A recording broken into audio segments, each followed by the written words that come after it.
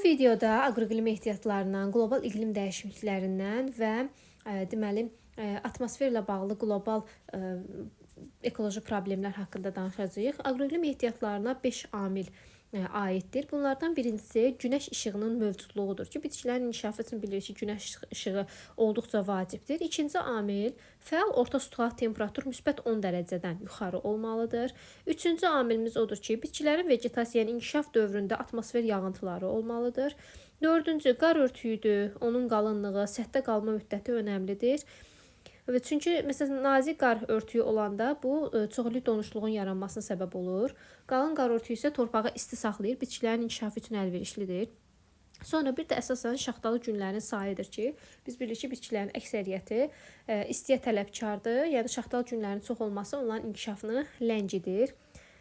Daha sonra deməli fəal temperaturların cəmi deyə anlayışı mövcuddur. Fəal temperaturların cəmi odur ki, sutka ərzində olan temperaturların illik cəmi nəzərdə tutulur. Və bu ən çox hardadır? Ən çox tropik və subekvatorial enliklərdə mövcuddur. Ekvatorial enlikdə də çoxdur. Sadəcə olaraq ekvatorial enlikdə daimi rütubət, yəni ifrat rütubətlənmə olduğuna görə bitkilərin istənilən inkişafı, yəni burada tam baş tutmur. Necə bitkilər? Yəni bu cəngəlliklərin orada inkişafı mövcuddur. Sadəcə olaraq mədəni bitkilərin inkişafı, kənd təsərrüfatı bitkilərin inkişafı üçün biraz maneələr törədir. Orada bataqlıqlaşma genişdir. Buna görə ümumiyyətlə ən aşağı temperatur 1200 qəbul olunur. Əgər fəal temperaturların cəmi 1200 və 1200-dən aşağıdırsa, burada deyirik ki, aqroiqlim ehtiyatları zəifdir. Əgər 1200 və 4000 Selsi dərəcə arasıdırsa, bu mülayim enliklər üçün xasdır. Mülayim enliklərin əsas bitkiləri nədir? Şəkər çuğundurudur, kətandır, kartofdur, taxıl bitkiləridir ki, bunlar orada əsasən geniş yayılmışdır. 4000-8000 arası təşkil edir fəal temperaturlar subtropik qurşaqda. Subtropik qurşaq da kənd təsərrüfatı inkişafı üçün əlverişli iqlim qurşağı hesab olunur. Əsasən burada sitrus meyvəçiliyidir, pambıqdır, üzümdür, tərəvəzlərdir. Əsasən zeytun, biz bilirik subtropikdə yerləşən İtaliya deməli üzümə, İspaniya isə zeytuna görə dünya lideridir. Və digər meyvələr becərilməsi üçün əlverişli burada subtropik iqlimdə deməli şərait mövcuddur. Azərbaycanın aqroiqlim ehtiyatlarını, yəni illik fəal temperaturların cəmi 3500 deməli Selsi dərəcədən yüksəkdir. Bizdə də yetər qədər imkanlar mövcuddur, kənd təsərrüfatı inkişaf etsin. Və fəal temperaturlarının cəmi 4000-dən 8000-ə qədər olduğu subtropik qurşaqda, 8000-dən çox isə az öncə qeyd etdiyim kimi tropik və subekvatorial qurşaqlardadır ki, hansı ki bu iqlim şəraitində biz deyirik ildə 2-3 dəfə məhsul götürə bilərik. Subekvatorial tropikin rütubətli zonalarının əsas becərilən bitkiləri nədir? Əsasən çəltikdir, şəkər qamışıdır, çaydır, pambıqdır və digər tropik bitkilər plantasiyalar ki, iqlimlə əlaqədar olaraq burada geniş imkanlar mövcuddur. Daha sonra qlobal iqlim dəyişikliklərinə nəzər salaq. Ümumiyyətlə, qlobal iqlim dəyişikliyi bu deməkdir ki, çoxilliklər ərzində yer kürəsində iqlim fərqli olub. Yəni, məsəl üçün 40 min il, 90 min il ərzində ciddi dəyişikliklər olub. Hətta biz buzlaşma dövrü deyirik, yəni 4-cü dövr buzlaşması haqqında da deməli məlumat öyrənmişik ki, yer səthində şimal iqlim qurşaqları daxilində yüksək enliklərdə deməli çox qalın buzlaqlar olubdu və deyirik ki, Şimali Amerikanın, Avrasiyanın şimalının böyük bir hissəsi buzlaq altında olmuşdur. Lakin 10-15 min bundan əvvəl iqlim istiləşməyə doğru getdiyi üçün həmin buzlaqlar əriyib geri çəkiliblər. Yəni bunlar qlobal iqlim dəyişiklikləri hesab olunur və ümumiyyətlə dünya tarixində 2 mərhələ ayrılır. Əsasən dəniz və quru mərhələləri. Dəniz mərhələlərinə biz transqressiya mərhələsi deyirik, quru mərhələsinə isə rekreasiya mərhələsi deyirik ki, bunlar nə zaman baş verib? Dərsliyə əsasən deyə bilərik ki, paleozoyun əvvəlində deməli dəniz mərhələsi başlayıb, paleozoyun ta ortalarına kimi. Çünki paleozoyun ortasında dağım ilə gəlmə ilə əlaqədar olaraq quru mərhələsi başlamışdır. Daha sonra mezozoyun əvvəllərinə kimi quru mərhələsi davam edib və mezozoyun ortasında dəniz mərhələsi başlayıb. Mezozoyun sonlarında yenidən davam elə gəlmə ilə əlaqədar olaraq quru mərhələsi, yəni rekreasiya başlamışdır və paleogendən, yəni biz bilirik ki, Kaynozoy dövrünün belə deyək ki, erasının dövrüdür. Paleogen və paleogena indiyənə qədər isə transqressiyadır, dəniz mərhələsi qəbul olunub. Rekreasiya mərhələsi belə ki, dedik ki, qurunun səthi çoxalır burada. Quru səthi çoxalanda da əsasən nə baş verir? Yer səthinə əks etdirmə qabiliyyəti yüksəlir və yer səthi daha soyuq olur.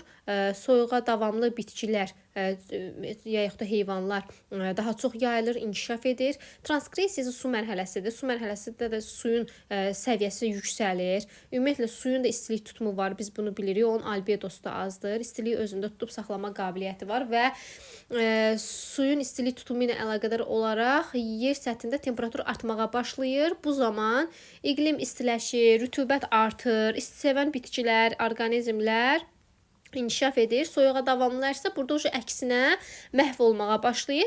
Həmçinin kömür yataqları yaranır. Sonra buzlaşmalar dayanır.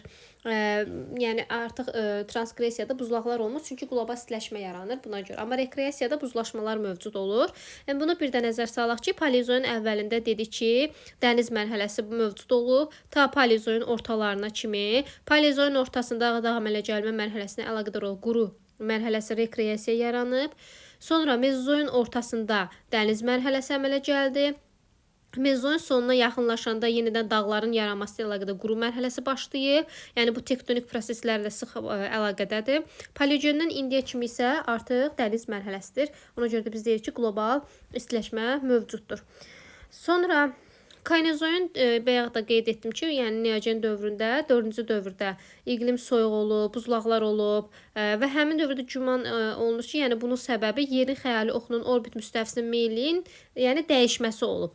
Və 10-15 min il əvvəl isə artıq istiləşmə olub və buzlaqlar əriyib, bir çox relyef formaları bununla əlaqədar əmələ gəlmişdir. Yəni keçmiş buzlaqların yerində bir sıra relyef formaları yaranmışdır.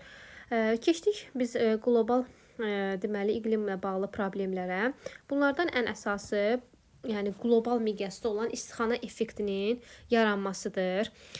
Ümumiyyətlə istixana effektinin yaranması ən qlobal problemdir. Bunun da yaranması nə ilə bağlıdır? Atmosferə atılan aerozollardır, tüstülü qazlardır. Yəni kənd təsərrüfatında deməli atılan zərərli qazlar və istilik nəticəsində atmosferdə deməli istixana effekti yaranır. Əsasən deməli bu necə baş verir? Deməli, müəyyən qazlar var ki, məsələn, karbon qazıdır, azot oksididir, kükürtdür, su buxarının özü, müəyyən aerozollar. Atmosferə daxil olanda onlar sanki bir təbəqə yaradırlar və həmin təbəqə, bax burada da şəkildə qeyd olunub, gördüyümüz kimi belə bir təbəqə yaranır və yer səthinə daxil olan günəş işığının geri getməsinə, yəni biz bilirik ki, səth onu şüalandırır da, geri qaytarır, albedo eləyir, əksə göndərir və o yerə gələn istinin müəyyən bir hissəsinin kosmosa qayıtmasının qarşısını alır, qarşısını kəsir və həmin istidə temperatur yer səthində qaldıqca yer səthinin temperaturu artmağa başlayır. Buna da biz nə deyirik? Buna biz istixana effekti deyirik. Böyük qlobal problemdir. Deməli, buzlaqların əriməsinə səbəb olur birbaşa və özü ilə bərabər bir sıra problemlər də gətirir. Bundan başqa da deməli daimi düşünülür, fikirləşilir ki, necə edək ki, bu istixana effekti azalsın. Bunun da yolu əsasən odur ki, zavod və fabriklərdə az tullantılı iş sxeminə keçmək, məsələn, avtomobillərdir, avtobuslardır, bunlar əsasən alternativ enerji mənbələrinə işləsin və beləliklə BMT-nin proqnozu var ki, deyir 21-ci əsrin sonunda temperatur 4 dərəcə artacaq, çünki durmadan sənaye inkişaf eləyir, kənd təsərrüfatı, yəni insanlara qida çatdırmaq üçün dayanmadan inkişaf edir və bu da təbiətə öz zərərini verir. Və 1979-cu ildə Cenevrədə keçirilmiş bir konfransda bu problemlə bağlı belə deyək ki, bir əsas qoyulub ki, müntəzəm olaraq da konfranslar həmçinin keçirilir. Deməli, təbii iqlim dəyişiklikləri olan, dəyişikliklərinə səbəb olan karbondur, metan qazı, su buxarı, bunları tənzimləmək lazımdır. Az öncə də qeyd etdim. Və əgər onlar olmasa, planetin səthində temperatur hal-hazırdakına 33 dərəcə aşağı olardı. Yəni temperaturun 33 dərəcə daha çox qalxmasına səbəb bax həmin bu qazlardır ki, bu da dedik ki, istixana effektinin yaranmasına səbəb olur. Əsasən məişətdə suyun xlorlaşdırılmasıdır, əkinçidə azot gübrələrinin istifadəsi, soyuducu kompresorlar yəni istehsalı zamanı havaya atılan freon qazıdır ki, bunlar hamısı istixana effekti yaradır. Ozon qatının dəliklərini əsas səbəbidir. Ən çox ozon dəlikləri Antarktidada, Avstraliyada, bir də subtropik iqlim qurşağı üzərində ki, ən çox yəni insanlar da bir subtropik qurşaqda məskunlaşıblar. Antarktidada çoxlu nüvə silahları təcrübədən keçirilir. Orada da müəyyən deməli stansiyalar, elmi tədqiqat stansiyaları var və buna görə də orada ozon qatında nəhəng dəliklər əmələ gəlir. Qlobal istiləşmə okean səviyyəsinin 0,5-2 metr qalxmasına səbəb olur. Çünki biz bilirik ki, istiləşmə oldu, bayaq da dedik, buz qatı əriyəcək və suyun səviyyəsi artmağa başlayacaq. Bu da bitki və heyvanlar aləminin növ müxtəlifliyinin azalmasına gətirir. Çünki onların yaşam mühiti dəyişir, adaptasiya olması çətinləşir. Sonra səhralaşmanın kəskin xarakter almasına səbəb ola bilər. Qlobal istiləşmə. İqlimin 0,1-0,6 dərəcə istiləşməsi meşənin sərhəddinin də 100 metr yuxarıya qalxmasına səbəb olur.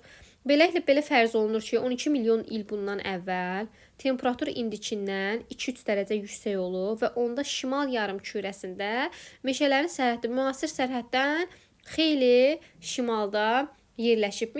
İstixana effektinin qarşısının alınması ilə bağlı bir protokol var ki, buna Kyoto protokolu deyilir. 97-ci ildə Yaponiyanın Kyoto şəhərində qəbul edilib ki, protokola əsasən sənaye cəhətdən inkişaf etmiş 37 dövlət, həmçinin Avropa İttifaqı ölkələri tərəfindən qəbul olunub və Azərbaycan da bu protokola 2000-ci ildən artıq qoşulmuşdur.